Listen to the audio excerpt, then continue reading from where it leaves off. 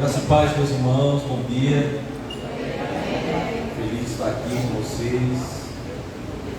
Bom, é quase que uma coisa retórica, né? Eu estou dizendo agora, mas de fato eu estou feliz, Obrigado pelo presente, você. Feliz também pelo presente, está de preto, né? Eu percebi hoje de manhã. Preto, hoje não sabe que tem algum tipo de papo, é uma espécie de petição, né? Preto, tem todo preto, mas foi coincidência. Meus irmãos, não precisa não, viu? Eu me preparei para falar agora, pela manhã com vocês. Eu pensei em fazer uma provocação. De repente nós vamos, nessa provocação, ter alguns insights, ideias, que podem nos ajudar como igreja a dar novos passos. O presbítero Valdir falou uma coisa muitíssimo importante, está na minha fala agora pela manhã. Nós estamos em um mundo muito difícil. Estamos inseridos em uma conjuntura que, de fato, agora, sem nenhuma teoria da conspiração, de fato, ele está militando contra a igreja. Existe um movimento sistemático, planejado, financiado, global, para destruir a igreja. Você pode pensar, não, isso sempre existiu, isso não vai ter esse tipo de eficácia, eficiência.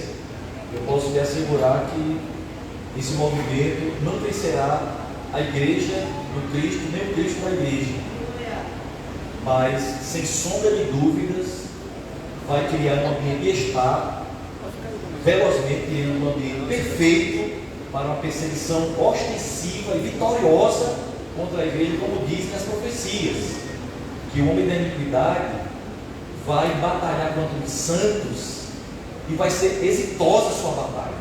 O Senhor permitirá por um breve curto espaço de tempo.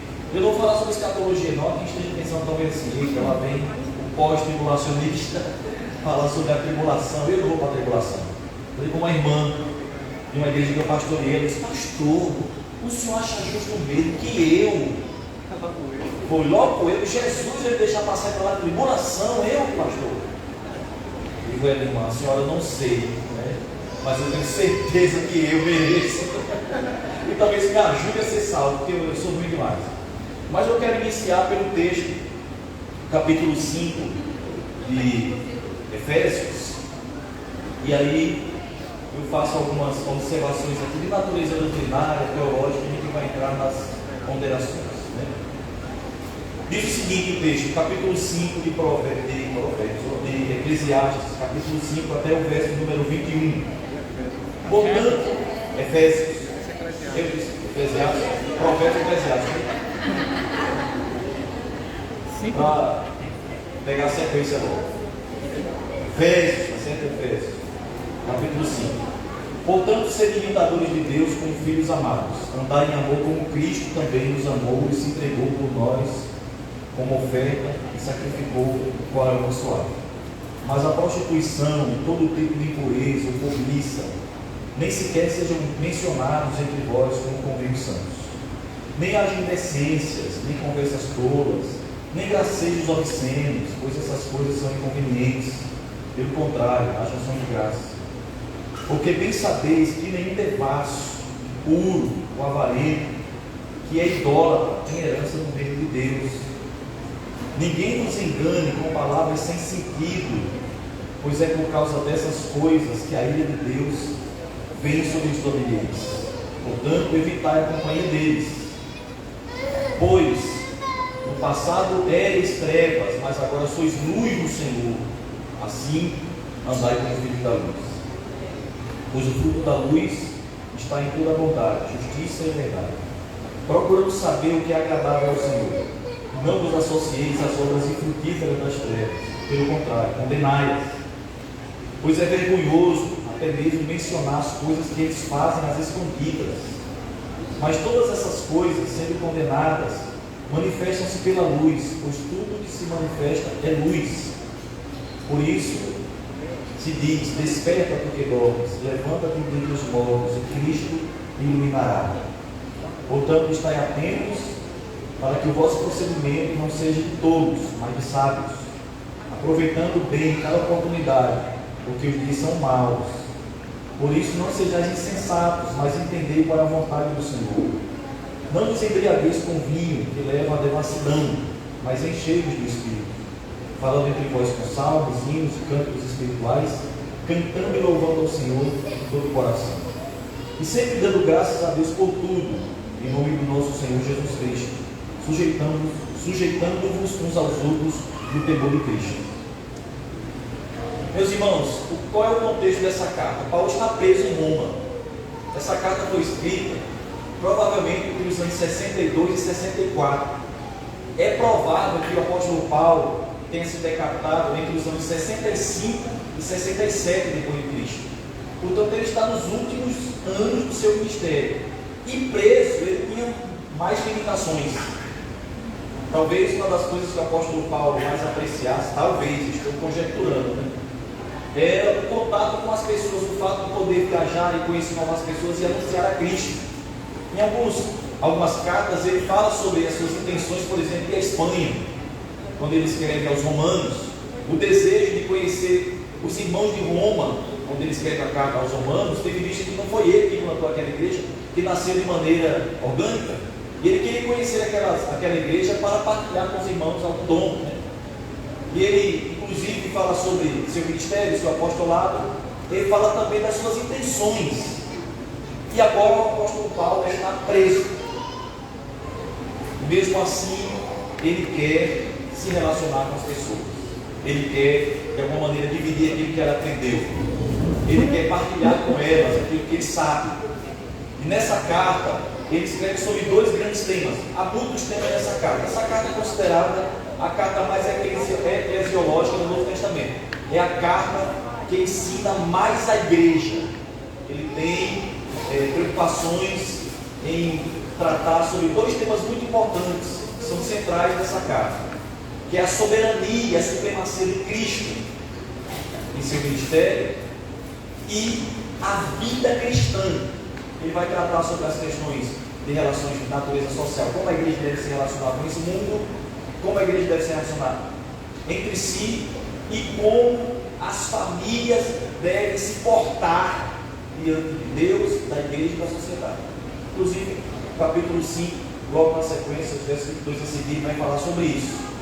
E ele, no último capítulo, capítulo 6, ele fala das questões do aspecto de natureza espiritual, como o ministério dele foi combatido e como a igreja é combatida dentro dessa esfera de natureza espiritual.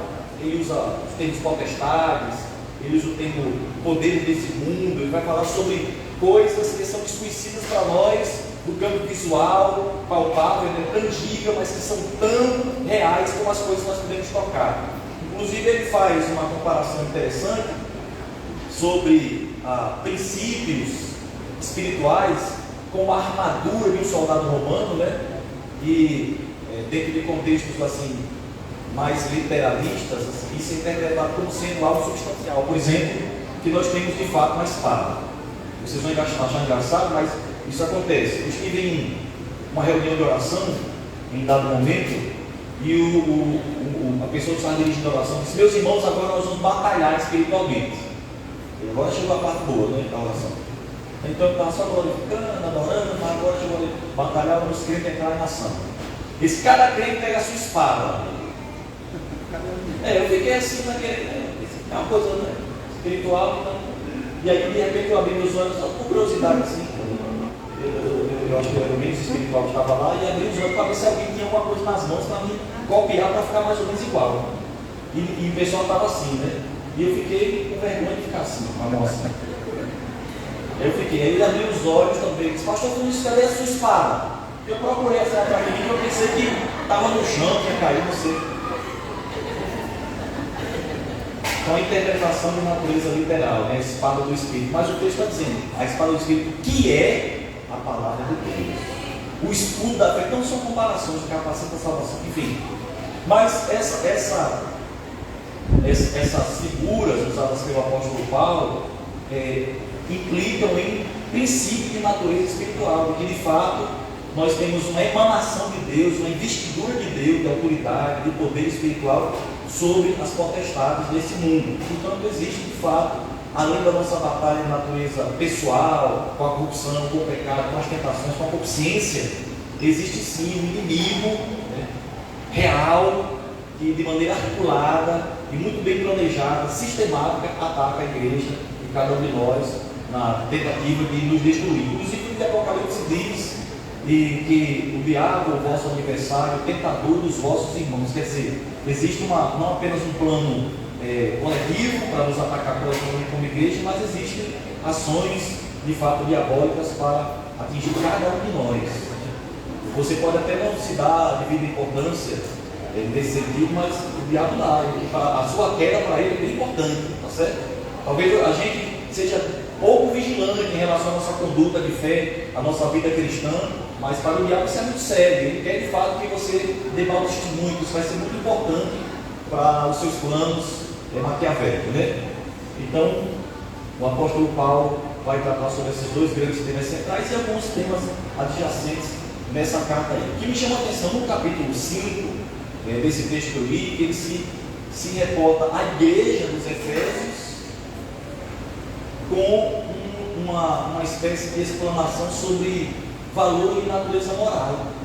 Coisas que deveriam ou eram óbvias para a igreja, não estavam sendo tão óbvias assim. E é importante a gente ler esse texto e fazer a comparação do capítulo 19 de Atos dos Apóstolos, capítulo 2 de Apocalipse, quando a igreja, os Efésios, é mencionada pelo Senhor na carta que escreveu João, o apóstolo João, né? Então é importante a gente fazer esse tipo de leitura para entender como é que é o contexto daquela igreja, por que o apóstolo Paulo estava fazendo esse tipo de reprimenda, por que ele estava fazendo essas observações. Será que havia entre os irmãos algum tipo de constrangimento, animosidade, um mau comportamento, um mau testemunho? Como o apóstolo Paulo ficou sabendo disso, tendo visto que ele estava preso? Eu não sei se vocês sabem, mas fofoca é uma coisa que corre rápido, é um negócio que toma conta, se alastra. A fofoca aqui, olha, é ligeiro. Você conta uma fofoca aqui, todo mundo está sabendo. E agora com essa coisa de WhatsApp, rapaz, é ligeiro. Quando você chega lá, já aconteceu, né? Então você vê, a potência da fofoca é tão grande que não existia WhatsApp, e o apóstolo Paulo preso ficou sabendo, e no caso não eram fofocas, eram notícias. Porque haviam pregadores itinerantes, e o apóstolo Paulo tinha essa preocupação. Ele diz isso aos Coríntios, na sua segunda carta, que depois de todos os enfrentamentos que ele tinha, e as angústias, e ainda a luta que ele tinha consigo mesmo, o espinho na carne, ele está apenas sobre mim. A preocupação e o cuidado com as igrejas. Então ele, não podendo ir pessoalmente, ele tinha pessoas que faziam isso, que faziam uma espécie de levantamento, né? Eram chamados delegados apostólicos, Tito, Timóteo. Eles iam fazer um levantamento, como é que estavam as igrejas de Creta, a igreja de Éfeso, como é que estavam as igrejas, e passava para ele esse relatório. Ele escrevia as cartas, olhem, falando sobre os temas que afetavam aquela igreja. Então, uma constatação clara: aquela igreja estava afetada moralmente. Havia questões de natureza moral que afetavam aquela igreja, e de um modo muito negativo apresentavam essa igreja para o mundo de maneira muito negativa. E veja que é interessante, porque na carta que é endereçada à igreja dos Efésios, ditada pelo Senhor, escrita por João, o Senhor enaltece o padrão doutrinário daquela igreja, que inclusive eles são capazes de fazer uma avaliação com aqueles que se dizem ser apóstolos e não são, encontrar os reprovados. Mas o que é que falta naquela igreja segundo o Senhor? Volte às primeiras obras. Volte ao primeiro amor, volte à inocência. Esse texto começa dizendo: ser imitadores de Deus como filhos amados, né? Na versão original, talvez a redação que mais se aproxime é: vocês são filhos de Deus, ajam como se fossem. É uma espécie de paralelismo, né? Ser imitadores de Deus como filhos amados, na versão mais próxima do original, é uma afirmação: vocês são filhos de Deus, se comportem como tal. Se comportem como tal. Na dúvida, como se fossem, é porque havia um padrão moral que denunciava o contrário. Vocês se dizem ser filhos de Deus, mas não parece, entendeu? Não parece que são. E aí ele vai falar no que podemos imitar a Deus. E ele vai discorrer sobre o amor a Deus e o amor uns para com os outros. Olha, o apóstolo Paulo cita nesse texto, não sei se você notou, coisas tão absurdas que não deveriam fazer parte do vocabulário dos crentes, se querem seus pensamentos. Ele cita no texto, está lá. Mas ele disse que vocês não podem fazer isso. Vocês não podem participar de conversas obscenas.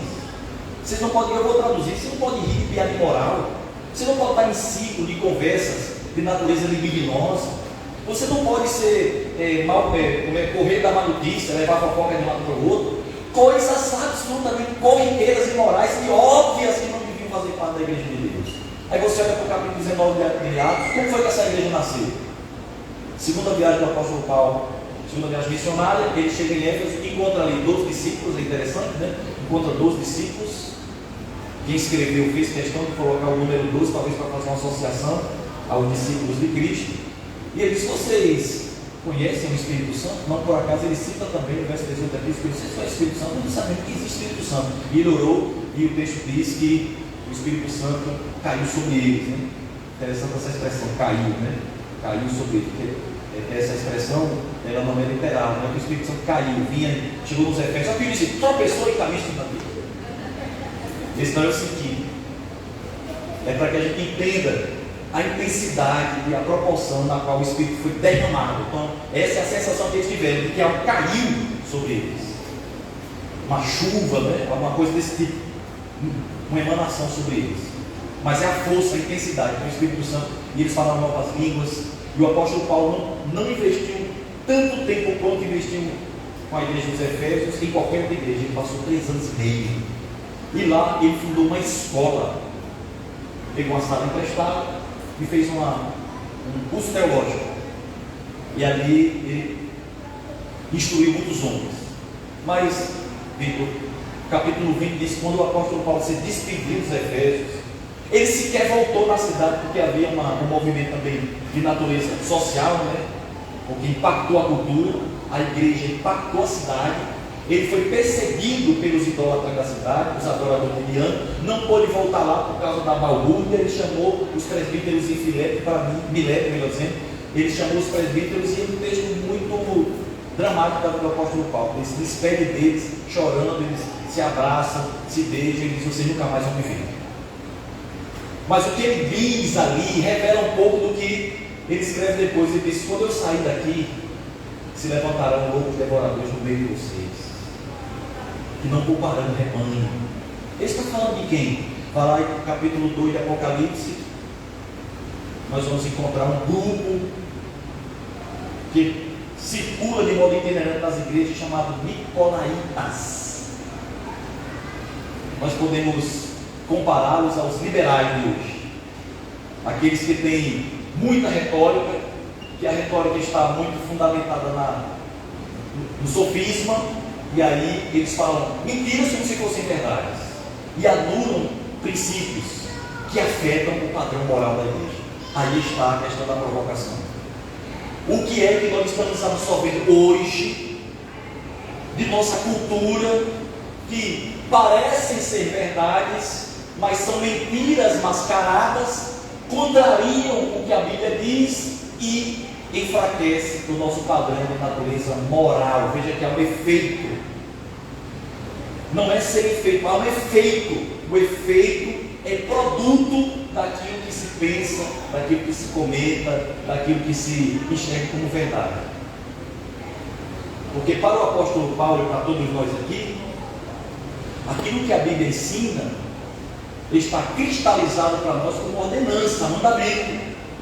E isso vai, sem sombra de dúvidas, repercutir em nossas decisões, ainda que, Valdir, com o nosso prejuízo pessoal. Ainda que nós assumamos prejuízos pessoais e soframos esses prejuízos, mas não abriremos mão da convicção, das certezas que temos da fé em Cristo Jesus. Isso é inegociável. A gente poderia pegar uma igreja que é o oposto disso, seria a igreja de Filadélfia, né? Mas aí eu quero deixar esse exercício para vocês. E aqui eu quero iniciar as minhas provocações de maneira muito breve. Também abriremos assim para um comentário, uma pergunta, mas eu queria que você, à medida da minha fala, preparasse um comentário ou uma pergunta para poder oportunizar os outros, senão a gente não sai daqui hoje, né? Tem muitas coisas para fazer e tem muita resposta que eu não sei dar, e aí vai ser muito difícil. As que eu não souber dizer, você permaneça com essa dúvida, tá certo? Não me segue com ela, deixa anotado. Eu acho que o Vitor Paulo aqui vai ter todo o tempo para responder, e ele assim é a pessoa mais capaz para responder essas perguntas. Então vamos começar a provocação com uma questão. Semelhante ao apóstolo Paulo, se você já leu a carta aos Coríntios e leu o capítulo 19 de Atos dos Apóstolos, você tem claramente essa leitura.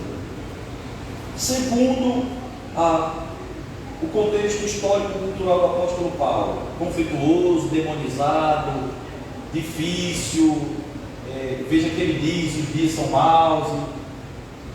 Você acha que nós estamos em um contexto semelhante, distante, diferente, ou estamos muito próximo do que a sociedade helênica dos Efésios estava? O que você acha? Vamos perguntar quem sabe eternamente. Jesus, o que você acha, Jesus?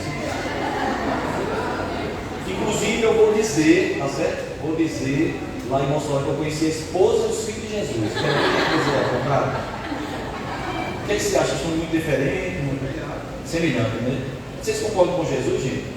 Olha o fogo do inferno aí. Você vai discordar de Jesus uma coisa. Meus irmãos, eu vou me arriscar, e aí por conta de risco minha, né? Nós somos piores. Se nós fizermos um cálculo assim, proporcional ao volume de informações que recebemos agora, o número de pessoas envolvidas e o padrão de natureza moral, eu não diria corrupção, inclinação para o pecado, mas o volume de corrupção, maldade, iniquidade, perversão é muito maior e mais assombroso. E o que mais nos assusta é que é no meio da igreja global, não é? Global. Você nem se pode transmitir se a live cair, certo? Mas é crescendo no mundo e no Brasil cresce com mais velocidade uma conversão de igrejas e pastores que estão adequando-se à agenda 2030, que já não é 2030, agora é 2040 da ONU. Uma conversão, inclusive interpretações absolutamente equivocadas do texto bíblico para garantir o acesso de um determinado público, grupo social que vai se somando à igreja, e a igreja vai se adequando a este grupo. E você acha que isso está dando da gente? Você já teve que melhorar o seu discurso para agradar alguém para estar na igreja? Você, em algum momento, você cede a esse tipo de tentação, porque tem um professor da universidade que diz a você que a Bíblia é retrógrada, é errada, é ultrapassada. A Bíblia ainda é um valor para você, eterno, imutável, irrefutável. De fato, a Bíblia é para você a palavra de Deus, ou ela já não é mais a palavra de Deus, é só um livro, contém a palavra de Deus em algumas porções? Eu acho que aí está o gargalo. Quando você negocia essa questão principiológica de que a Bíblia é a palavra de Deus e assume que ela é inspirada por Deus, você tem que assumir que ela é verdade absoluta. E aí você vai contrariar todo o pensamento corrente de que não existem verdades absolutas até essa afirmação. Não existe verdades absolutas, mas essa afirmação é absoluta. Então, a palavra de Deus não pode ser negociada. A gente não negocia. A gente sofre o prejuízo. O prejuízo social, o prejuízo da nossa reputação, mas a gente não deve e não pode sofrer o prejuízo de nossas convicções. Isso não pode mais, e de modo algum, ser negociado com qualquer tipo de pensamento, para se adequar ao que o meu professor legal diz. para me adequar aqui e ser aceito socialmente, ou qualquer coisa dessa natureza, que contrarie este valor, isso deve ser refutado. E olha, isso é tão sério que a palavra de Deus, que é inspirada, coloca em questão e em xeque, em dúvida, o caráter de quem foi o instrumento. O apóstolo Paulo diz: se descer um anjo do céu e vos pregar outro evangelho, que não seja esse que eu estou ensinando, seja anátema. Se eu mesmo voltar atrás, olha a questão da familiaridade humana, a propensão ao erro, a possibilidade de cair. O apóstolo Paulo parece temer isso, e ele disse: se eu mesmo falar isso para vocês, admitindo a possibilidade que ele podia mudar o discurso depois, desconsidere o que eu estou dizendo, considere apenas o que eu estou dizendo agora. Então, meus irmãos, talvez não para vocês aqui, porque vocês têm o melhor pastor que poderiam ter, talvez não para vocês aqui, mas para todas as outras igrejas, nós precisamos voltar ao valor da palavra de Deus. O crente precisa voltar a ler a Bíblia. Leia a Bíblia. Deixa eu dizer um negócio que eu não vou falar. O crente, pois não.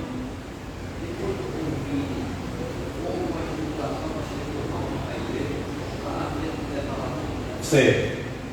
Eu acho que houve sim. Houve. Não, eu não diria genericamente, todo mundo, né? Porque, por exemplo, eu estive na contramão durante o período do Covid, e você já sabe, né? Leva aquele nome de negacionista, aquela coisa toda, né? Ele vai, todo mundo vai morrer com Covid, aquela coisa toda. E quando estava acontecendo o Covid, eu estava, glórias para Deus, né, pessoal? Quando aconteceu comigo, eu estava com um colega metodista, debaixo das pontes, levando comida para o pessoal. Eu peguei Covid, mas fiquei bom, estou aqui. Não chegou a minha vista. Mas outros colegas, eu falo, foi um momento desse. Mas eu sou do time dos que batalharam e tinham um número muito grande, dos que lutaram para que as pessoas fossem para a igreja e voltassem para a igreja, né? Alguns eu acho que só oportunizaram, assim, não quero ver, não. Mas voltando ao tema de palavra de Deus, gente, a espada do Espírito. Pega a sua espada aí, pega aí a espada do Espírito aí, a sua mão. Pronto, essa aí, a espada do Espírito é a palavra de Deus. Você que diz assim: eu não tenho tempo para ler a Bíblia, me desculpa, é preguiça. Preguiça, desculpa, eu não consigo entender. Gente, Deus não justifica aqui. Jesus disse: eu vou para o Pai e rogarei ao Pai, e Ele vos enviará o Consolador, e Ele vos ensinará todas as coisas. É impossível que você não aprenda com o Espírito Santo. Você pode não aprender nada comigo. Por incrível que pareça, você pode não aprender nada com o Vitor Paulo, que eu acho que beira o impossível. Mas com o Espírito de Deus você vai aprender. E você vai aprender do jeito certo, correto, indubitável. O Espírito Santo não faz. Você pode dizer: eu não sei ler, eu não sei entender. Gente, nós estamos tratando do professor por excelência. Nós não estamos falando daquele que inspirou a palavra de Deus. Nós estamos falando daquele que ensinou o homem a falar, que domina todas as línguas, que sabe interpretar tudo, inclusive as suas próprias orações. Que a Bíblia diz: o Espírito Santo nos assiste na nossa fraqueza, não sabemos orar como convém, mas o mesmo Espírito intercede por nós com gemidos inexprimíveis. Você não sabe o que dizer? O Espírito Santo sabe dizer o que você precisa e quer no seu lugar. Eu vou dar um exemplo. Quem tem filhos sabe, né? O filho chega sem dizer nada, e arrodeando ali, você já sabe, ele quer alguma coisa. E em geral você sabe o que é que ele quer, não é? Não é mais ou menos assim? Pronto. É uma comparação um pouco esdrúxula, mas é basicamente isso. O Espírito Santo sabe o que você quer, o que você realmente quer e o que é que você precisa. Ele sabe. Então, você que diz assim: eu não leio a Bíblia porque eu não tenho tempo, eu não leio a Bíblia porque eu não sei, eu não leio a Bíblia porque eu não sei ler. Não saber ler é até uma questão de natureza, assim, que deve ser respeitado, porque afinal de contas, isso pode ser uma deficiência, né? A pessoa pode ter bloqueios para aprender a ler, mas você pode ouvir. Você tem recursos hoje para ouvir. Na voz de Cid Moreira, se você quiser, ou em outra voz, vozes avelutadas, mais agudas, assim, você pode escolher o brilho de voz. Você consegue ter a noção clara por que a nossa geração será mais cobrada e mais exigida do que a geração, por exemplo, dos irmãos medievais, que não tinham uma Bíblia sequer? De que talvez o seu avô, que tinha a única Bíblia que ele tinha acesso era do padre, que rezava a missa em latim, de costas para ele. Ninguém viu isso não, né? Uma missa em latim de costas. Esses são muito jovens. Eu também não vi não, não sei dizer que eu sou velho. Assim. Porque eu estudei história, eu sei que existe. Encontramos aqui alguém que veio do aluno para vender esse livro. Sim. Sim, olha, está aí uma ótima referência, uma ótima compadecida. Pronto, tem lá no enterro da cachorra, lá tem o carro dele lá. Pronto, aquela obra de Ariano Suassuna, né? Ele está retratando um fenômeno de natureza cultural e religiosa que existia à época, tá certo? Então, nossa geração será mais cobrada que aquela geração, porque muita gente vive tudo que é jeito. Inclusive para ouvir, para ler, e braille, não tem desculpa, tá certo? Não tem desculpa. E como é que a gente melhora? Lembra que o texto diz que a gente tem que amar uns aos outros, suportar uns aos outros? Essa mutualidade, a gente pode ajudar uns aos outros também a ler a Bíblia. Eu tentei começar na minha igreja uma campanha de leitura bíblica, corajando assim, irmão, não tem muita moral assim na minha igreja, tem dos outros, eu digo as coisas vão embora, mas na minha não tem muito não. Mas a gente pode estimular uns aos outros, inclusive usando a nossa, aquilo que a gente gosta, de rede social. Você já leu a Bíblia hoje? Eu li tal capítulo. Essas campanhas, elas costumam pegar. Nós não deveríamos precisar disso, mas às vezes precisa de um pãozinho.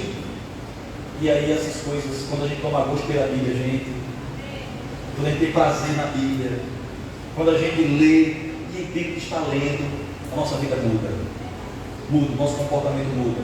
Isso afeta diretamente os nossos padrões de natureza moral. Para isso está a solução aí. A solução para os problemas de natureza moral. É claro, eu estou sendo muito reducionista, estou levando em consideração outras complexidades, mas a solução mesmo, a solução está aí. Está na palavra de Deus. Isso não significa dizer que não haverão problemas, mas esses problemas serão melhores contornados. Tá certo? É como, por exemplo, o mandamento não matarás. Por que colocou o mandamento não matarás? Porque já existia homicídio. Inclusive o mandamento não matarás, está polêmica, né? Não é matar ele para defesa, não sei se você sabe disso. É não cometer homicídio, não fazer isso por ódio, por vingança. Mas em legítima defesa, a Bíblia diz. Eu estou só repetindo, tá certo? Para você que está me assistindo aí. Sou politicamente correto. E é lícito matar em legítima defesa ou em estado de guerra. Está na Bíblia. Inclusive tem um prêmio para o cara que casar, que não deve ir à guerra no seu primeiro, segundo ano, para que ele possa ficar com a sua esposa, né? Gerar filhos e tal, e viver com ela e não ir à guerra para não sofrer o risco de morte. Por quê? Porque é óbvio, vai para a guerra, vai morrer ou vai matar. Tá certo?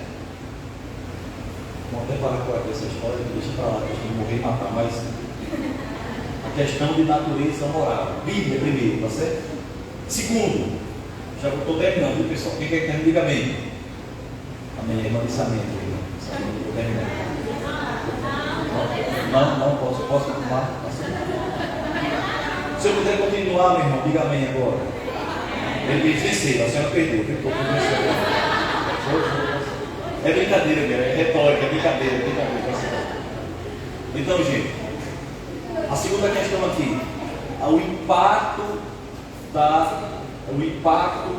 da cultura na cultura da igreja.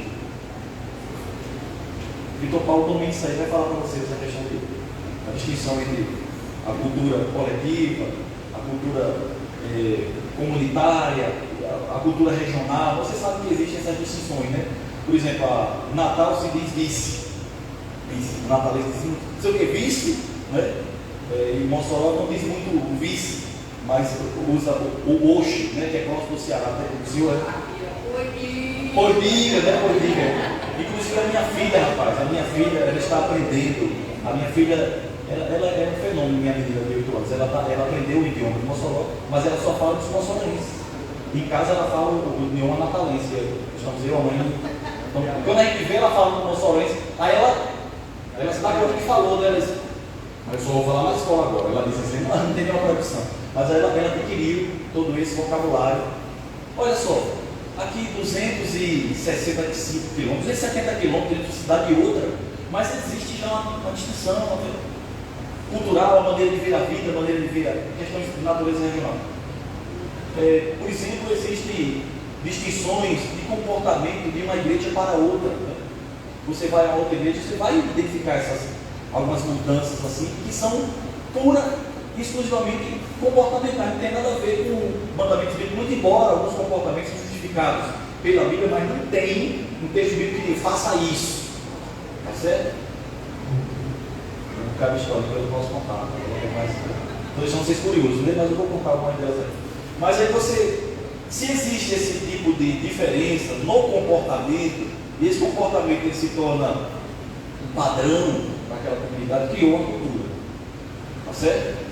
E nós estamos aí em um caldo cultural, e este caldo cultural, ele é programado, aplicado de modo sistemático, inclusive há muito financiamento publicitário, há instrumentos de arte para que isso aconteça, música, arte cênica, teatro, cores, enfim, para que estes valores sejam implacáveis da sociedade, para que isso se torne uma cultura. Depois se torna cultura, gente, se torna lei, porque há leis que são decorrentes da cultura, são leis constitucionais, ou seja, a cultura criou esta lei. Um exemplo disso, aqui tem uma lei, mas a cultura é maior que a lei. Eu aprendi isso também aqui. Quando você entrar ali, eu não sei se eu entrei pelo portal, entrou, irmão Luiz, que tem o nome assim, bem-vindo a Jucurutu? Não, né? É pelo outro lado, né? Mas deve ter aqui na cidade, deve ter, né? Bem-vindo a Jucurutu. Quando você passar por esse portal, pode ter a opção de segurança, que não vai ter nenhum. O pessoal é bem-vindo, né? Assim, mas se você andar assim, rapaz, lá em Natal, meu amigo, se você for ouvir, você leva uma bronca na hora e é multado, tal. A lei que vale lá, vale aqui também. Só que aqui, em razão da segurança, as pessoas já estão mais seguras, o tamanho da cidade, isso influencia nesse tipo de comportamento. Oi?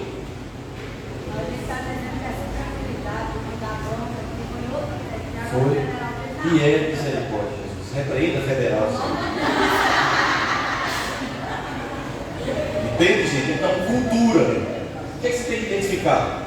Está em alta nos países europeus e está em confrontação na América Latina a cultura woke. Deixa eu falar isso?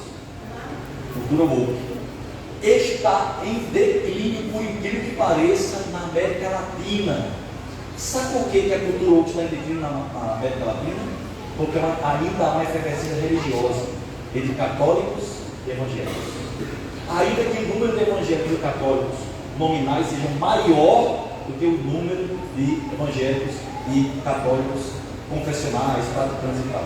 Sabe outra coisa interessante? É que provavelmente em 2050 os evangélicos serão maioria no Brasil. Nós hoje somos cerca de 30%.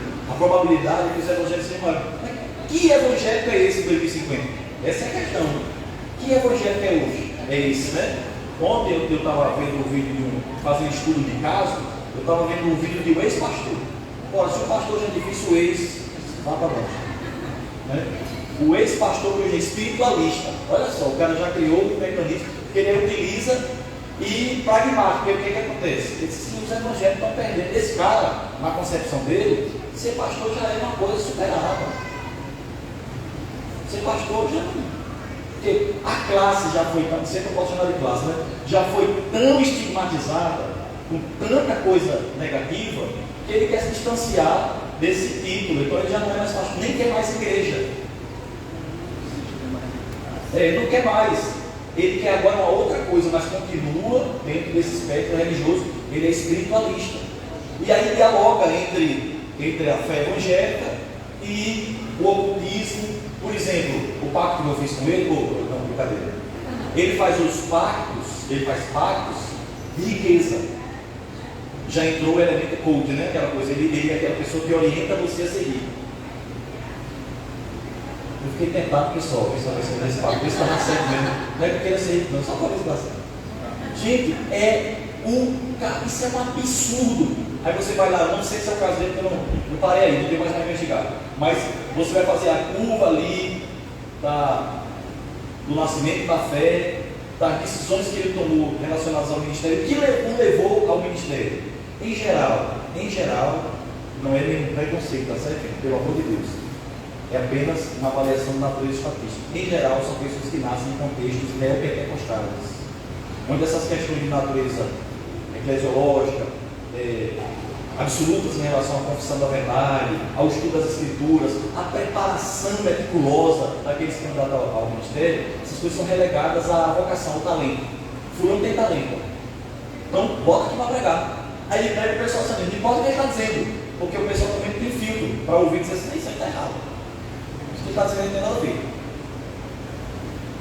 Essa história eu não vou contar, eu fui pregar na igreja nossa, tá certo? Pregar na igreja nossa, vou omitir o local, né?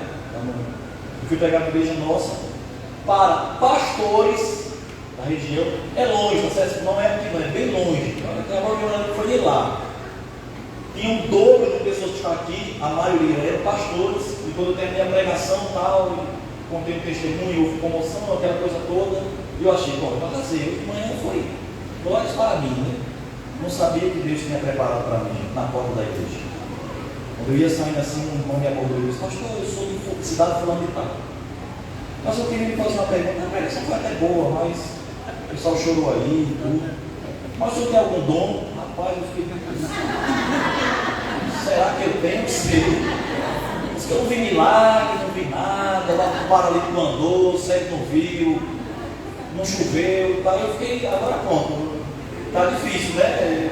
Eu digo, meu irmão, olha, para ser sincero, doença perigosa eu nem oro, porque tenho certeza que vai curar, pela minha oração não, eu oro pela fé, se Deus quiser curar, aí é com ele, mas no máximo que eu oro ali, uma dor de cabeça, quem está se valendo depois e tal. Claro que eu estava brincando com ele, né? Mas ele não entendeu como uma brincadeira. Eu queria que ele entendesse que eu recebi aquilo de maneira cômica, né? Assim, uma brincadeira e tal. Mas ele retomou o assunto. Não. Estou falando sério. Pastor, eu estou dizendo isso que eu tenho os 9 dons espirituais. Acabou que ele não tinha nenhum, quer dizer, ele teve 9. Mas ele fala não. 9 dons espirituais. Eu queria nem saber o resto. Esse era de 9 eu já estava para lá de milhares. Mas ele disse uma coisa que me chamou a atenção. E eu fiquei alegre ao fim. Eu estava morto, acabado. Aí para mim assim, eu vi na sua pregação só Bíblia. O senhor só pregou Bíblia. E pronto. O senhor só falou de Bíblia. Só tinha Bíblia na sua pregação. Não vi nada mais além de Bíblia. Eu digo, irmão, é só que eu consigo isso aí. Só Bíblia. Só consigo Bíblia. E às vezes, tem vezes que nem a Bíblia eu consigo. Esse aí eu estou notando. Para você entender. Agora, quem está também recepcionando, ouvindo, não tem a capacidade de filtrar. Porque há uma cultura crescente, não apenas no mundo, mas que está influenciando a igreja, que o talento, a performance é maior do que o conteúdo. E olha, pessoas assim são punidas, tá certo? Vocês lembram daquela história do rapaz que era da janela que Paulo estava pregando? Gente, era Paulo, não era Vitor Paulo, era Paulo, tá certo? E olha que alguém que dormir aqui durante a pregação do Vitor Paulo não cai da janela não, já vai ser fulminado na hora aqui que a gente só morrer que estava assim. Paulo estava pregando e o cara dormiu, isso quer dizer que ele não tinha muita preocupação em performance, né? Ele não era tão performático, né? Ele estava muito preocupado com o conteúdo e era um excelente intérprete, sem sombra de dúvidas. Depois do Senhor Jesus Cristo, o maior intérprete das Escrituras. Logo depois ali alguns outros pais da igreja, Agostinho, Onésimo e tal. Mas o cara não viu Paulo e dormiu. Isso quer dizer que o conteúdo deve ser mais importante. Então, gente, eu queria fazer essas provocações assim, para você pensar sobre a sua vida pessoal, talvez pensar sobre qual é que você tentar resolver o problema de todo mundo. Isso talvez já seja um problema, porque existe, como esse irmão, né, querendo resolver o problema da igreja, ele queria resolver primeiro o que não tinha dom. Vamos resolver o problema da igreja. Se quem está pregando, né, os pastores não tem dom nenhum, como é que a igreja vai desenvolver alguma coisa, né? Bem, às vezes a gente cai nesse equívoco, eu vou resolver aqui o problema da igreja, mas e o nosso? Como é que eu vou melhorar? O O que é que eu vou fazer para ser melhor enquanto crente? E aí isso deve ser resumido de maneira prática, não é assim, eu gostaria, eu queria, eu estou sonhando, eu oro por isso. Não, não, não. Tem coisa que você nem orar não. Para ler a Bíblia, inclusive, você não precisa diminuir o tempo que você passa no Instagram e ler a Bíblia. Pronto, aquele tempo resolveu. Vamos lá. Já que é uma provocação, eu venho aqui talvez ano que vem, não sei quando, vai demorar muito, mas eu não preciso esquecer. Quem leu toda a Bíblia esse ano? Olha, nós estamos no mês 10, já terminando. Quem leu toda a Bíblia esse ano? Levanta a mão. Quem é, gente? É o filho do pastor Vitor Paulo. Se o pai é bom, o filho então. Você não leu a Bíblia toda esse ano, tudo bem.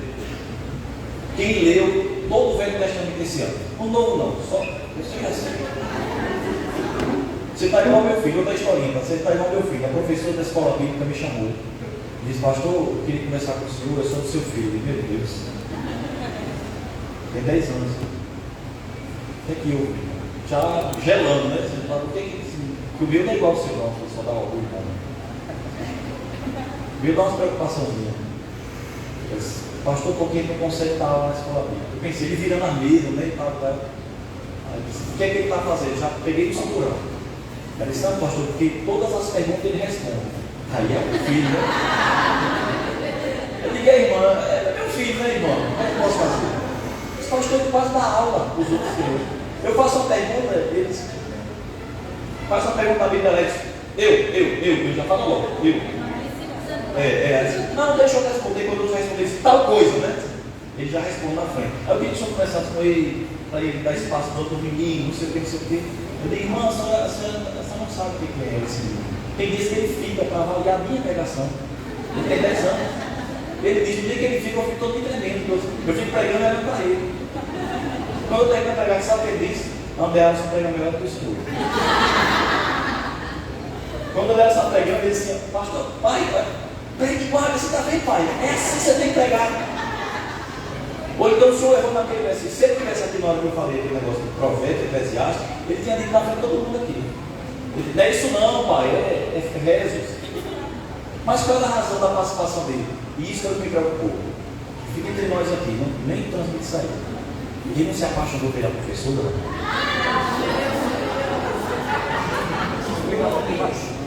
Explica a motivação, ele tem que fazer um tratamento contigo. Rapaz, ele se apaixonou pela professora. E pior, ele estava brigando com o marido da irmã. Logo cedo ele queria estar na igreja, não estava arrumado, esperando a professora chegar. Ele pedia para a mãe, né, mandar uma mensagem para perguntar se ia ter escolinha. Eu digo, rapaz, isso não está muito interessado, isso é uma bênção. Esse não puxou a você não puxou a mim. Né?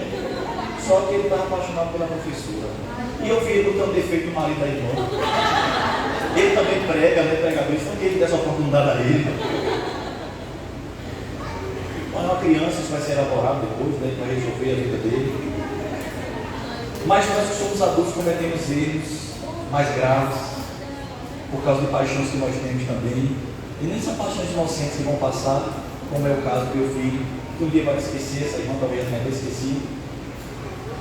Nós nos apegamos a paixões que são reprovadas. O apóstolo Paulo fala sobre isso.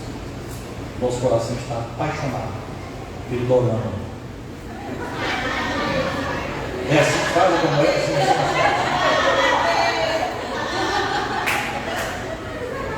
Na hora do culto, pastor, não posso não.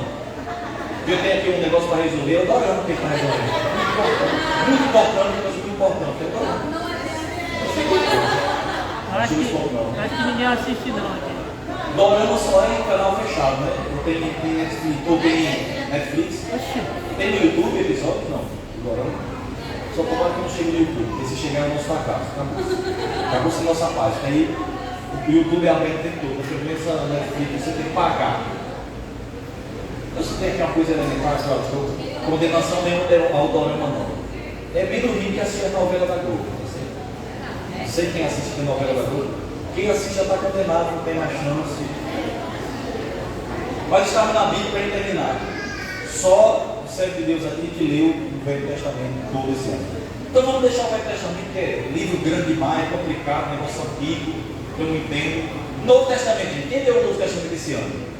Tem dois guerreiros ali, três. Ah, não. Quatro, todos não, né? Eu perguntei todo. Quem está lendo está em curso. Tá certo. Tá bom. Quem está lendo o Novo Testamento? Lendo. Não é porque leu o Efésios hoje de manhã, não, pessoal. Quem está lendo. Quer dizer, leu o Efésios agora, eu estou lendo. Eu não li, né? Certo, tá bom. Quem já leu os 4 evangelhos esse ano? Os 4. Quem parou, né? Mas pode continuar. O ano está aí perto de terminar, mas não lembro 10 vezes, mas pode ler agora as coisas. Tá bom, tá certo. Quem leu um livro da Bíblia esse ano? Só um livro, só um. Então pronto, a maioria, graças a Deus. Ainda tem uns que estão meio desabrindo, mas vai para o final do ano. Pronto, para terminar, para não machucar ninguém, deixar ninguém envergonhado. Quem leu um capítulo da Bíblia esse ano? Só um capítulo da Bíblia esse ano. Tem gente que não leu ainda. Um versículo, pessoal, um versículo. Quem leu um versículo da Bíblia esse ano? Só leu um versículo. Quem pensou em ler a Bíblia esse ano? Só pessoa, essa é a não. Vocês entendem, oi? Quem teve essa aspiração, esse sonho, pessoal, um dia eu vou ler a Bíblia. Quem pensa em ler a Bíblia? Um dia, eu vou ler. Gente, vocês entendem a razão da nossa fraqueza na fé? Vocês entendem? Isso que eu pensava, como é que o Ciro Gomes faz? Sincericídio, né? Ele fala sinceramente, mas é machucando as pessoas cometendo suicídio. Gente, vocês entendem a nossa fraqueza? Quem que diz que a Bíblia é a nossa regra de fé? Quer dizer, é o nosso livro de cabeceira, nem tu lê. É o livro da nossa religião, mas não sabe o que está escrito nele. Não sabe. Como é que a gente vai debater? Como é que a gente vai definir valores para a nossa vida? Como é que vamos educar os nossos filhos? Dados assustadores para ele terminar. Já são 10 horas para o batismo. Dados assustadores. Problema de natureza moral entre os crentes. Só podem definir o quê? Coisas que são mais visíveis. A gente não quer dizer que tudo isso é sem causa, ou é irresponsabilidade, ou é falta de moral, coisa desse tipo. São só dados. Divórcio entre os crentes. São episódios de natureza moral que fazem parte do conjunto de valores que a Bíblia ensina, mas que nós estamos vendo crescer cada vez mais. Eu estou levando em consideração aqui os casos excepcionais, coisas sem controle, motivados por exemplo, enfermidade, natureza psicológica, e entre outros fatores que podem corroborar para isto. Eu não estou levando em consideração essas exceções, tá certo? Estou levando em consideração a grosso modo, ter crescido muito. Qual é a razão que isso tem acontecido? Tem crianças aqui, eu vou falar assim, de modo codificado, você vai entender. Tem crescido segundo as pesquisas que medem o comportamento humano de cristãos. Um instituto chamado Barra, um instituto alemão, ele faz crescer na América Latina, vício em imagens inapropriadas entre adultos, proibido para maior de 18 anos. Entendeu o que é, né? Eu acho que as crianças não entenderam. Eu espero que entender, porque tem coisa que a gente fala. Um número absurdo de pessoas, não apenas homens, mas mulheres, viciadas. Eu estou falando de pessoas que veem, pessoas que têm compulsão em assistir. E a vida pessoal é ruim. Uma vez que o padrão moral ele é deteriorado, há efeitos de natureza psicológica, e aí implica na saúde e atrapalha a vida da pessoa completamente. Então nós temos aí 2 dados, o divórcio e agora o vício em imagens inapropriadas para adultos. Só isso já é muito grave. Só isso já é muito grave. Aumentou de modo absurdo o adoecimento mental entre pastores. Adoecimento mental de pastores. 2 maiores denominações do Brasil têm preocupação nesse dia de Igreja Batista e Presbiteriana, organizaram um grupo de estudos. Eu sei porque eu tenho um colega que é do Supremo Conselho e ele me falou isso. Um grupo de estudos de profissionais da área que estão visitando o Brasil, levantando dados para, a partir daí, planejar uma política de assistência a pastores e famílias. Porque, segundo os primeiros estudos, quando o pastor manifesta a doença em estado grave, a esposa já está doente. Não é só o pastor, a esposa dele. Suicídio de pastores e filho de pastores. Suicídio. Sabe o que é que o que é que resulta desses dados, como é que eles chegam, por exemplo, para os institutos seculares, é que a religião é pesada demais. É que a estrutura religiosa, ela produz adoecimento mental. Mas nós que estamos aqui dentro sabemos que não é isso. Que na verdade é a solução, é o escape, é o remédio. Só que o remédio tem que ser aplicado. A cultura está modelando. Nós estamos afetados. Vários anos. E para concluir, eu passei por uma grave depressão. Talvez alguém esteja passando, ou já passou, já esteja em fase de recuperação, alguma coisa desse tipo, ou talvez vá passar. É possível que alguém vá passar. E se passar, talvez esse testemunho lhe ajude. Em 2018, eu tive uma crise de ansiedade crônica, eu não sabia o que era aquilo. Apesar da minha esposa estar estudando psicologia à época, eu não sabia. E não me considerava uma pessoa que talvez passasse por isso. Eu sempre me considerei muito alegre, extrovertido, e trabalhador, esforçado, sempre fiz esporte. Pensei, talvez isso, as pessoas falavam coisa que eu nem estava pensando. Mas aquele dia foi muito difícil. Eu fiz uma viagem da igreja, né, fui visitar uma congregação e no caminho eu passei mal. Eu entrei no banheiro e tive sensações que eu não tinha tido antes: medo, pavor, como se eu tivesse uma elevação da pressão arterial e tal. O que está acontecendo comigo? E depois que voltei para o carro, notaram o meu estado. Está acontecendo uma coisa, pastor? Eu estava bonzinho no estado, daqui a pouco está acontecendo uma coisa. Eu estou me sentindo mal. Vamos ali no posto de saúde. Eu fui lá, pressão 19/13, 14, sei lá. Eu nunca tive pressão alta. E aí de repente eu com uma pressão para levar assim, o que foi? Aí medicou e não passava. Eu fui fazer um eletrocardiograma. Tive medo do exame, a pressão aumentou. E aí uma médica jovem olhou para mim e disse: não sei o que é. Me deu calmante. Eu fiquei bom. Mas eu não fui tratado. Eu continuei trabalhando, viajando. Daqui a pouco, outro episódio. E os episódios estão cada vez mais frequentes e mais graves. Minha esposa se assustou e falou com um pastor, um colega nosso, pediu uma conversa, ele é psicólogo. E ele disse para mim assim: Francine, se você está doente, eu conheço você está doente. A minha esposa começou a chorar. Se você quer tratamento, eu pensava que era problema cardíaco, né? E eu tentando fugir desse problema desconhecido, mas sentindo medo. E ele disse: eu vou levar você para uma clínica. Você vai passar por uma avaliação lá, você, sua família e seus filhos vão passar 15 dias nessa clínica. Senão a minha vida pode parar. Ele disse: já parou, sua vida já parou. Graças a Deus que eu encontrei alguém que fez isso comigo. No domingo seguinte ele estava lá na igreja. E para o meu impacto, ele disse para a igreja: gente, eu vim aqui porque eu sou amigo dele, da família dele, tenho autoridade para falar isso. Ele era um pastor batista bem mais velho que eu, uma pessoa que tinha conselho e tal. Vocês não me conhecem, mas nós nos conhecemos há muitos anos. O pastor está doente, ele precisa da ajuda de vocês, e a ajuda que vocês vão dar ele, enviado para uma clínica, e durante 30 dias, nem buscar complicações, pode estar achando isso muito radical. Mas eu fiquei chateado com ele falou isso. Ele disse: mas eu sei o que eu estou fazendo, você vai para a clínica. Eu fui para a clínica. Passei pelo psiquiatra. Pela consulta, ele disse: você está com uma depressão grave. Se eu não, doutora, eu não choro, não tem depressão mais isso não. Sério? Eu trabalho muito, tal. Você está com a depressão, para que a medicação? Eu não tomei. Não tomei a medicação. Foi muito bom o período da clínica, fiz a terapia, tal.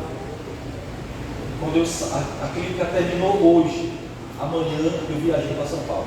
Terminou hoje, eu viajei para São Paulo. Fazer tudo o que tinha para trás. Só que em novembro eu caí. Não tinha mais força, não tinha mais energia, não tinha mais vontade de viver. Eu olhava para os meus filhos, não fazia sentido. Eu vi o sofrimento da minha esposa e eu pensei, pela primeira vez na minha vida, eu pensei em suicídio. Se eu vou colocar o fim desse sofrimento, eu não suporto ver o sofrimento da minha família.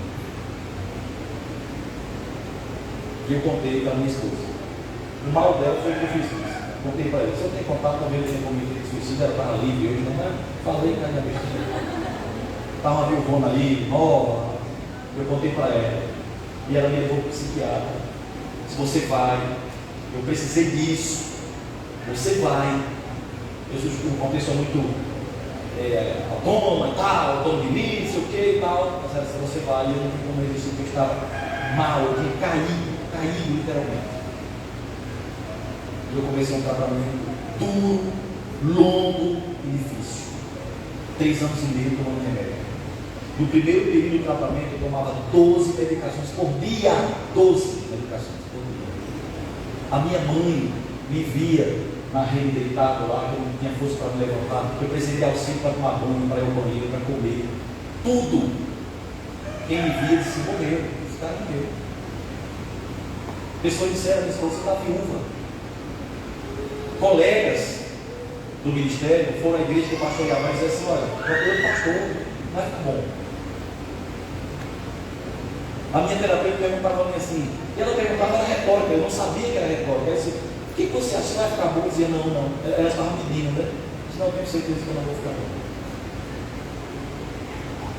E um dia, depois desse sofrimento muito grave, a minha esposa precisou sair para pegar meu filho na casa da minha mãe, e foi a única oportunidade que eu fiquei sozinho. A única. Porque ela foi orientada a não me deixar sozinho em momento nenhum. E durante todo esse tempo, o primeiro 1 ano e meio, eu não fiquei sozinho nem um dia, nem 1 minuto. Sempre tinha comigo. E ali, exercendo certa vigilância. Mas nesse dia, eu fiquei sozinho. No primeiro ano, eu fiquei sozinho. Esse dia.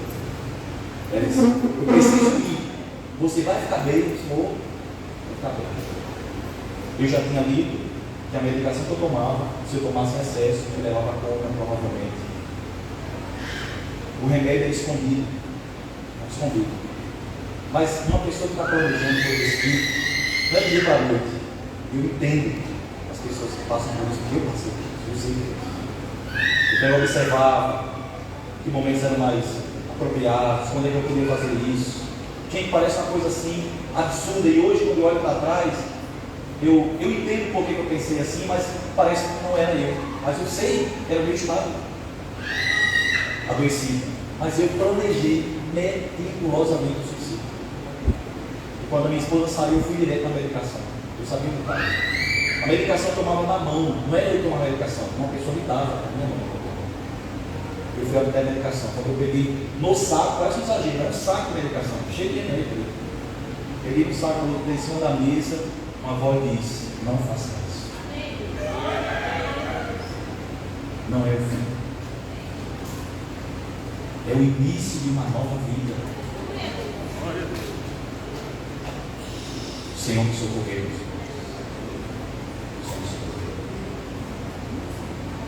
Eu deixei aqui em cima da mesa, quando a minha esposa chegou que viu, disse: o que você ia fazer? O que foi que aconteceu? Eu contei para ela.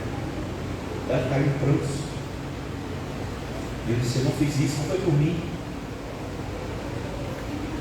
Mas o Senhor me socorreu. E eu gosto de um papo com você hoje, com Deus. Eu vou ficar bom. Foi a primeira vez que eu disse: eu vou ficar bom. Dali para frente, meus irmãos, eu levantei todos os dias, decidi a ficar bem. Mas eu não estava me sentindo bem. E o Senhor me ajudou. Foi difícil, muito difícil. Tinha medo de sair de casa, tinha medo de dirigir, tinha medo de tudo, absolutamente. E voltei às minhas atividades, voltei ao culto, voltei à igreja, ainda muito prejudicado, passando vergonha, aquela situação constrangedora. E um dia eu cheguei na igreja, disse: começou a me dar vontade de fazer coisa estranha. Eu digo: estou maluco mesmo, começo a fazer para ele. Aí eu abotoei minha camisa até aqui em cima, pintei meu cabelo lambido, assim, pode me contar agora, bem lambido mesmo assim. Disse: o que é que tu vai fazer, menino? Isso aqui, não liga não. E com aparência de doente, os olhos assim catatônicos, aquela olheira bem grande, que eu amarrei aqui, assim, segura o meu braço. Ela: menino, o que é isso? Eu disse: segura o meu braço. Eu não podia me desobedecer, eu estava doente, né? Ela segurou o meu braço e eu entrei desse jeito, sério assim. Os irmãos olhando para mim assim, como que diz: já era o pastor. As velhinhas, rapaz, da igreja, que era minha mal demais, era minha mãe, né? Chorando: meu Deus, o pastor. Sentei no banco da frente, o irmão que estava dirigindo o louvor assim, quando ele viu, se assustou. Né? Ele já estava acostumado com a aparência dele, mas naquele estava pior. Quando ele olhou: o Espírito de Deus está aqui. E na hora de passar a palavra para mim, com medo dele. Isso é, gente, nosso pastor, né? maior medo do mundo, rapaz. E eu lá sério. O pastor vai falar agora, com permissão automática, não fala besteira. Prepara a sua mão aí na frente. Peguei o microfone, olhei, fiz assim uns 30 segundos de silêncio olhando para ele assim. E o pessoal se acabando de chorar. Se acabando de chorar. Meus irmãos, desse jeito assim, eu estou muito bem. Meu Deus do céu, peguei vocês! Ficou aquela dúvida dos irmãos, pronto, agora já era. Né? Quando eu preguei foi que eles viram que eu estava voltando ao normal. Rapaz, nesse dia, que alegria. Os irmãos me abraçam, pastor, você voltou. Questão do ânimo. A gente está em grave depressão, não sorri, não conta piada, não vê nada engraçado na vida. Tudo é cinzento, tudo é ruim, tudo é dolorido. É cansativo, é exaustivo. Foi a primeira vez que eu voltei a brincar e fazer piada. Mas gente que tem personalidade assim, histriônica, rapaz, não tem limite não. E aí eu digo, não, eu tenho que testar, porque fui na igreja, né? Eu tenho que testar para saber se realmente isso, tem que testar com desconhecido. E aí eu tive que comprar medicação no mesmo dia. Aí eu disse, olha, eu vou na farmácia ali comprar medicação, tá? Minha esposa, não, você não vai não. Se eu vou, você tem que deixar, olha, que eu fiz na igreja lá. Aí ela ficou naquela dúvida, aquela coisa assim, pelo amor de Deus, não faça nada. Pelo amor de Deus, aquela coisa. Eu disse, não, fique tranquila, tá tudo bem. Você diz, eu estou bem, ó, o que é que fez na igreja lá? Tá? Eu fui. 10 horas, 10h30 da noite, mais ou menos, numa farmácia que elas abertas 24 horas. Cheguei lá, peguei a lista de remédio assim, um monte de receita. Dei o cara assim, bem sério, dei o cara falando da receita assim. O que você acha de uma pessoa que vai tomar essa medicação? Você vai estar muito mal essa pessoa aqui, tá? Complicado para ela, tá? Se eu disser a você que eu vou tomar essa medicação, não, mas tem jeito, né? Às vezes a pessoa não. Eu digo, tem mais, eu sou violento, às vezes lá foi com um rapaz desconhecido, eu sou violento. Até quando eu estou no zeleiro aqui, não dá para ver, eu estou assim na condicionar agora, para quem quiser, você acaba, senhor, pelo amor de Deus. O senhor quer que eu acompanhe o senhor até o caixa, né? Queria que eu fosse embora, né? Depois não, aí sai da frente dele assim, ele com um saco atrás assim, ele disse, peguei você, rapaz, o cara deu tudo. Calma senhor, o cara disse, rapaz, o cara disse, olha, é bom tomar medicação, mas está numa igreja, ele disse a mim. Ele disse, eu disse aqui, eu sou pastor, né? E pronto, aí. Gente, pela primeira vez, depois de 3 anos, eu sentei no carro e ri. Gente, eu ri. Quase que não para de rir, deu aquela dor, rindo daquilo que eu tinha feito. Rindo. Porque um riso represado, né? Depois eu passei a chorar, de gratidão a Deus. Senhor, muito obrigado. Eu estou me recuperando, estou ficando bem. Cheguei em casa, contei a minha esposa, ela chorou de alegria. Eu disse, mas a igreja, uma pessoa desconhecida, tem que testar de novo. Não pode ficar assim, uma pessoa. Tem que testar uma pessoa que me conhece mesmo. Minha mãe. A bichinha. Minha mãe é uma terreira, ela está salva ali na terra dela. Ela é uma crente de verdade. Cheguei na casa da minha mãe, junto com a minha esposa, fiz a mesma coisa da igreja, né? Cabelo de lado. Quando minha mãe viu, já se assustou. Alguma coisa diferente aí. Levantei com o meu braço assim, quando eu vou chegando, ela, minha mãe fez assim. Jesus, o que foi que aconteceu? Eu olhei para ela, mãe, eu estou muito bem. Minha mãe, meu Deus, meu filho, Jesus, meu filho, eu estou brincando, mãe, isso aqui. Mas aí, até acalmar ela, fui remédio de pressão, me arrependi. Rapaz, me arrependi. Por que eu estou dizendo isso a vocês? A depressão rouba a nossa personalidade. Ela destrói. É uma doença silenciosa, extremamente agressiva e que causa um impacto muito severo na vida do paciente e de sua família. Por que eu contei isso? Sabe qual foi a causa da minha depressão? São muito fatoriais, mas a causa a que teve maior peso foram as questões que envolviam natureza religiosa. Rigidez, excesso de trabalho, decepções, coisas desse tipo. Eu me ajoelhei e disse, Deus, eu quero sair do ministério. E digo, nunca mais eu quero pregar. Fazem 20 anos que eu dediquei minha vida a isso, aos seminários, os 3 seminários presenciais. abandonei uma dezena de coisas para servir o ministério. Estou assim há 20 anos. Eu pensei que ia fazer um culto de gratidão, mas eu não estava fazendo, eu sabia. E chorei até dormir.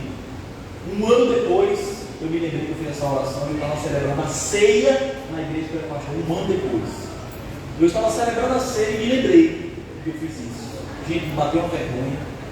Sabe, parece que eu tinha falado com Jesus assim, como ele está agora aqui. Que eu quis dizer assim, me desculpe, eu quis dizer, me perdoe, eu não era isso que eu queria dizer. E de repente, foi uma sensação, não foi uma visão, uma sensação que alguém fez assim. Tá bom. Você estava doente. Você não conseguia ver, mas eu sabia que você ia chegar aqui agora. Eu caí de joelhos, agradecendo a Deus e renovei o pacto de servir a Deus por quanto agora, por tempo indeterminado, por tempo que quiser. Aleluia. E o Senhor falou no meu coração: isso será um instrumento para outras pessoas. Eu não cheguei, a ceia não foi um limite. Eu estou aqui agora falando isso para você. Talvez as coisas que adoeceram você, que impactam a tua vida, que distorcem a tua visão da Bíblia, de Deus, da cultura, não sejam coisas externas, mas sejam dramas, traumas que você está carregando no seu coração. Ódio, rancor, mágoa, situações que estão interferindo na sua vida e você não é aquele crente que você gostaria de ser, mas você está no lugar certo. Você serve ao Senhor dos Senhores, que pode curar, sarar o teu coração, te dar nova vida em Cristo e uma nova chance no meio de Deus, porque nós servimos ao Deus da segunda chance. Eu pedi a Ele: Senhor, me dá uma segunda chance. Eu quero acertar dessa vez. E o Senhor me deu a segunda chance. Meus irmãos, hoje sigo no ministério, tenho uma família com seus problemas, mas uma família equilibrada, feliz, pratico esporte, vivo minha vida e até com piada demais, com vencimento. Mas não tomo medicação nenhuma hoje. Digo: quem está em tratamento, continue o seu tratamento. Não pense que a medicação não tem função, não tem, que não é de Deus uma medicação. Tome, faça seu tratamento, cuide de você, mas cuide da fé em Cristo. Isso é o veio pelo qual você vai alcançar cura definitiva. E se essa cura não vier, lembre-se do que eu disse ontem: Deus não quer livrar você apenas do sofrimento terreno, Ele quer livrar você do sofrimento eterno. Em alguns casos pode ser um exagero, triunfalismo, talvez até, não sei que interpretação você vai dar a isso, mas a depressão melhorou muito a minha vida. A depressão me ajudou a olhar para as pessoas com mais humanidade. A depressão me ajudou a respeitar mais os meus limites. A depressão me ajudou a valorizar muito o tempo com a minha família.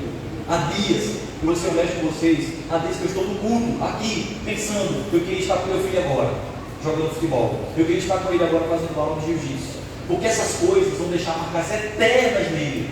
Que o meu filho mais precisa não é de um pastor, ele precisa de um pai que ame ele.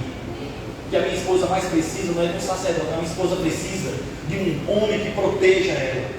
O que a minha filha precisa para amanhã fazer boas escolhas é de um pai que oferece carinho, atenção, amor, palavras doces, um ambiente de segurança para que ela também tenha segurança. E hoje dedico minha vida, continuarei dedicando minha vida ao ministério, mas sob uma outra perspectiva. Igreja não faz mal a ninguém, pelo contrário, faz muito bem. Religião não é esse peso, não é essa coisa negativa que se diz por aí. Muito pelo contrário, a religião nos ajuda em muitas coisas, mas há coisas que são bem superiores que todo esse conjunto de valores que temos, nós só podemos aprender isso com as Escrituras. Que Deus ajude cada um de nós, que tenhamos força para servir o Senhor, que o nosso coração esteja devotado em servir a Deus e servir as pessoas, as estruturas, a denominação, a doutrina, tudo isso vai passar, mas as memórias ficarão para todos sempre. Que Deus abençoe vocês, meus irmãos. Para concluir, eu queria que vocês, por gentileza, se puder, tirar uma foto ali, naquele cartaz ali, tirar uma foto e marcar o Instagram da igreja, é @ICCCentro, tá certo? Tira uma foto lá e marca, e quem puder fazer um vídeo de apoio à reforma, olha gente, apoie a primeira igreja, essa igreja tem história, eu apesar de não estar lá, mas faço parte dessa história, eu queria que você fizesse isso por mim, pela igreja, vai nos ajudar bastante. Algumas outras alternativas criativas estão acontecendo e alguns irmãos até estão um pouco assustados. Por exemplo, nós temos na nossa igreja um grupo muito grande de praticantes de jiu-jitsu. Eu também sou praticante. O professor é da nossa igreja. E ele fez um evento de jiu-jitsu. Ele fez um evento, convidou pessoas não crentes, convidou muitas pessoas e fez um campeonato. Ele disse: agora, pastor, você vai ter que lutar no campeonato. Eu disse: se é para o Senhor, vou fazer sacrifício, né? Agora, professor, me ajuda, pega assim, um aluno fraquinho, né, que esteja começando agora. E para que seja irmão também para nós da luta, dizer para ele que eu sou pastor, né? Meu irmão, sou pastor da igreja aqui, não posso chegar lá machucado, meu irmão, vá devagar aí. Não pode deixar, pastor. Meu irmão, sábado passado, olha o tamanho da criança: 120 quilos, faixa azul. Eu sou faixa azul, mas ele mais graduado que ele. Isso quer dizer que ele sabe que desse jeito você me ama aqui. Porque se você matar aqui, eu iniciante. Meus irmãos, ao fim do evento, ele disse: olha, toda a arrecadação desse evento será revertida para a reforma da Igreja de Cristo. E deu uma substanciosa oferta. Então nós estamos também nos falando de meios criativos para poder arrecadar fundos e construir. Se você tiver alguma sugestão, por favor, nos ajude nesse sentido. Tá certo? Eu queria concluir orando por vocês. Tá certo? Pode ser? Olha, gente, não há nenhum tipo de... a não ser que você se sinta constrangido, mas essa não é a minha intenção. Nem tampouco eu acredito que o fato de você se deslocar, ser mais próximo de mim, ou alguma energia, alguma coisa que vai melhorar isso. É uma questão de fé. Se você lida com problemas de natureza emocional, talvez você não estou medicação, mas você se sente angustiado, triste, tristeza profunda, você não sabe como lidar, ou está vivendo um processo de mágoa, viver um momento difícil, recente, está quebrantado, eu queria que você viesse aqui à frente, eu queria orar com você e por você. E se você se identifica com o que eu falei aqui, talvez está em tratamento já, vem aqui na frente também, eu quero orar por você. Deus pode curar você instantaneamente, isso pode acontecer. Não aconteceu no meu caso, eu precisava desse processo, eu precisava, mas isso pode acontecer com você porque nós servimos ao Senhor e cura, não é? Então eu queria convidar pessoas aqui na frente que gostariam e queriam estar nesse momento para pudéssemos orar assim. Senhor Deus Todo-Poderoso, em nome do teu Filho Jesus, estamos reunidos aqui nessa manhã. Nossos corações estão quebrantados diante da palavra do Senhor, diante daquilo que o Senhor fez e faz. Senhor, humildemente nos achegamos ao trono da graça. Todos nós que estamos aqui, somos objeto do teu amor, instrumentos em tuas mãos, nos valemos da tua gloriosa palavra que é superior a todo o nosso conjunto de crenças e a qualquer coisa que possa seguir. Os meus irmãos que estão aqui, Senhor, alguns deles em sofrimento, angústia, talvez em tratamento, não sei, o Senhor sabe. Senhor, que nessa manhã, assim como o Senhor instruiu a mim e a minha família, de que esse processo que vivi pode ser um instrumento em tuas mãos para ajudar pessoas. Nessa manhã, quero te pedir que o Senhor cure pessoas que estão aqui nesse momento. Que o Senhor dê a elas, ó Deus, o livramento dessa dor, o alívio, ou talvez a força para enfrentar e superar esse momento difícil em sua vida. Que eles lembrem de dias maravilhosos que viveram com o Senhor. Que o Senhor traga à memória coisas que podem dar esperança. E que eles vejam de fato a luz no fim do túnel. A depressão, síndrome do pânico, o adoecimento mental não é um ponto final, pode ser uma vírgula para uma nova vida, para um novo momento da vida. Aleluia. Quero pedir ao Senhor que sua mão se estenda sobre os meus irmãos que aqui estão. E assim como o Espírito caiu sobre os Efésios, que o Espírito do Senhor possa encher de virtude nessa manhã, que sejam cheios da graça do Senhor, que suas vidas sejam modificadas. E oro pelo meu irmão, meu amigo, pastor Vitor Paulo, seu filho, sua filha, sua esposa, que o Senhor continue dando força, graça, discernimento, sabedoria, suprindo suas necessidades em Cristo. Ó Deus, manifeste o teu grande poder na vida da sua família. E que essa comunidade, essa igreja, Senhor, seja nessa cidade um museu, uma porta aberta para quem está em sofrimento. Seja, Senhor, a luz para quem está em trevas. Ó Deus, que o Senhor ajude-nos como igreja a caminhar altaneiramente na presença do Senhor em obediência, santidade. Que o teu grande e glorioso amor nos guie, que tenhamos a direção do Santo Espírito em nossa vida cristã, até que o Senhor venha, ou até que nos encontremos com o nosso destino à morte, por Jesus Cristo, nosso Salvador. Amém. Os irmãos podem se assentar. Deus abençoe vocês. Vamos ter outro momento agora, porque eu estou com a vontade de pregar tremendo. Ó. Deus não pode sentar, nós vamos abrir agora o Salmo 119, vamos ler todos agora o Salmo 119.